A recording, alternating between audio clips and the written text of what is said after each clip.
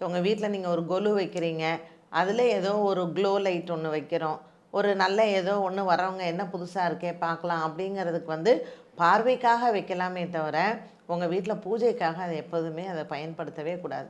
எதற்காக நம்ம முன்னோர்கள் வந்து எண்ணெய் திரி போட்டு நீ மண்ணகல் ஏற்றுன்னு சொன்னாங்க? காரணம் இல்லாமல் எதுவுமே நம்ம முன்னோர்கள் சொன்னதே கிடையாது. இன்றைக்கி அவங்க இன்வென்ட் பண்ணி டிஸ்கவர் பண்ணி வச்ச ஒரு விஷயத்தை தான் நம்ம எக்ஸிக்யூட் பண்ணிகிட்ருக்கோம். இன்றைக்கி இருக்கிறவங்க கண்டுபிடிக்கிறது எல்லாமே வந்து அறிவியல் சார்ந்த ஒன்றோ இல்லை ஆன்மீகம் சார்ந்த ஒன்றோ கிடையாது.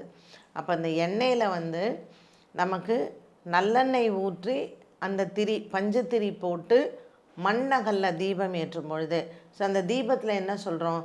பிரம்மா, விஷ்ணு, சிவன் மூவரும் இருக்கக்கூடியது அந்த விளக்கில்.